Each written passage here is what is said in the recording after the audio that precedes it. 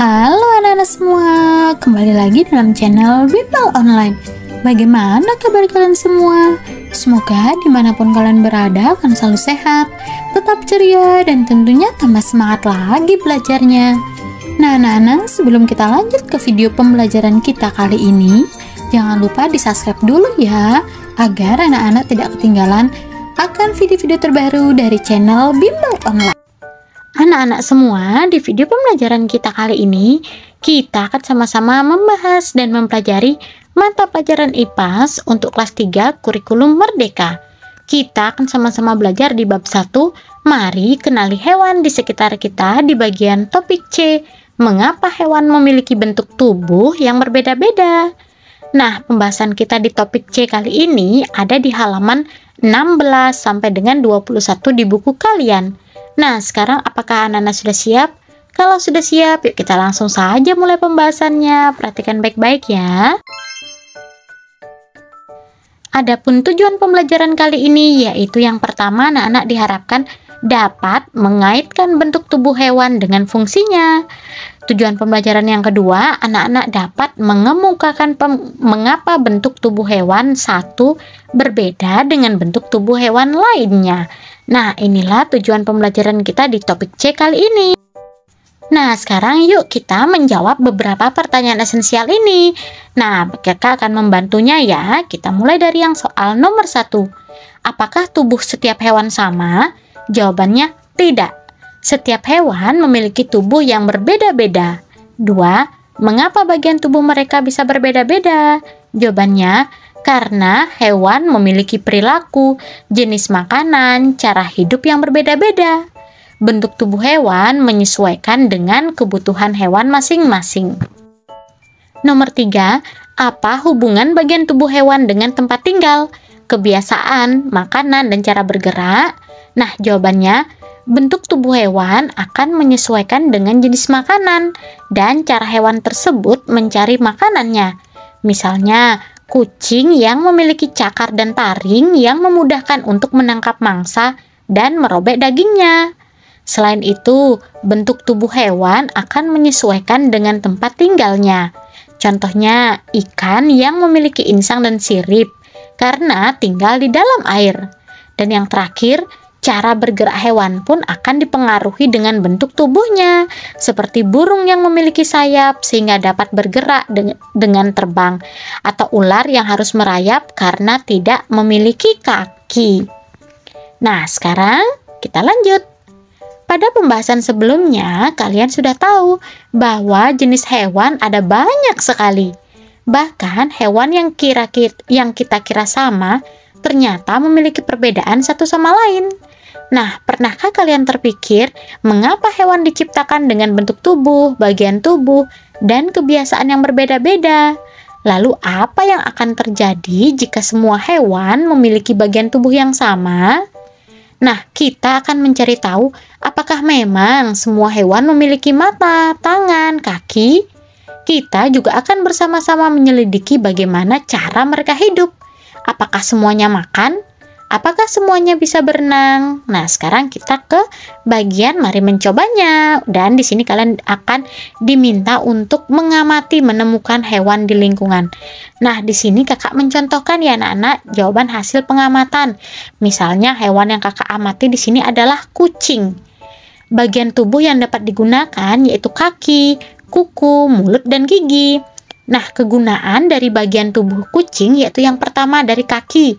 Kaki digunakan untuk berjalan atau berpindah tempat. Yang kedua, bagian tubuh kuku. Kuku untuk menerka mangsa, mangsanya bisa tikus atau yang lainnya. Dan bagian tubuh yang ketiga yaitu ada mulut. Nah, mulut kucing ini digunakan untuk makan. Dan ada gigi. Nah, gigi kucing digunakan untuk mengunyah makanan. Contoh hewan yang kakak amati yang kedua di sini ada ayam.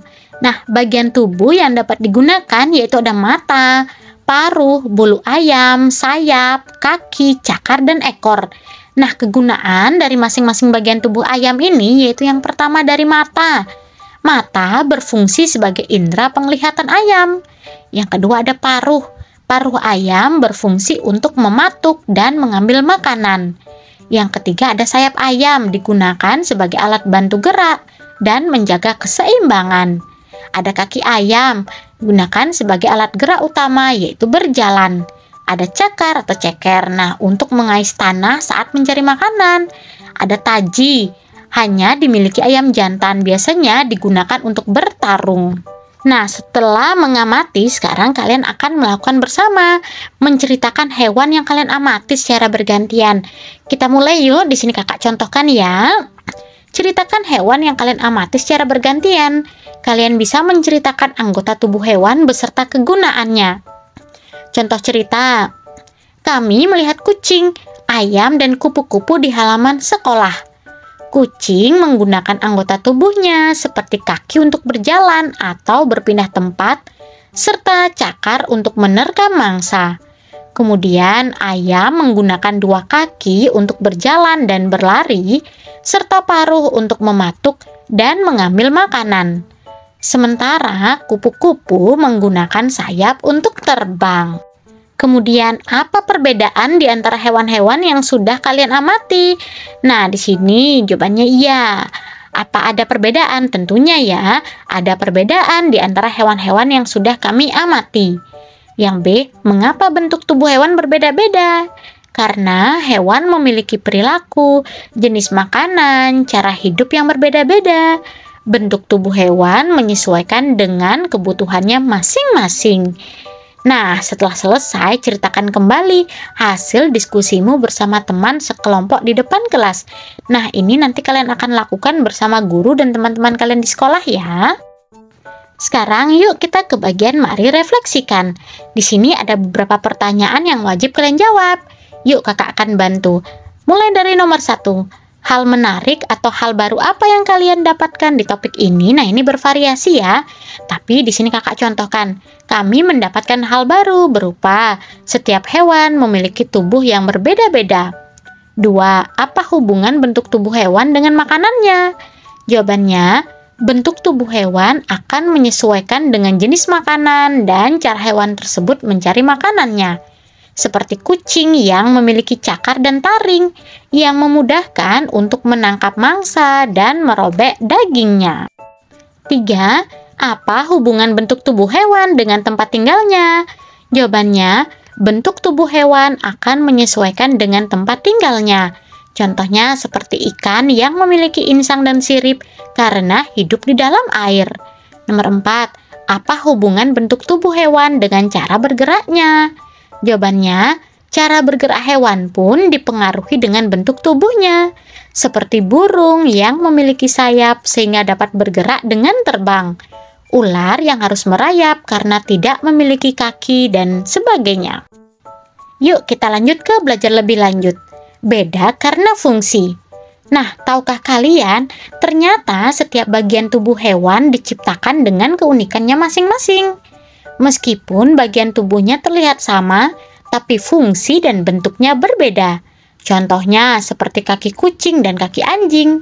Nah, jika kalian perhatikan, sekilas bentuknya sangat mirip. Sama-sama memiliki kuku, sama-sama ada tulang dan ototnya.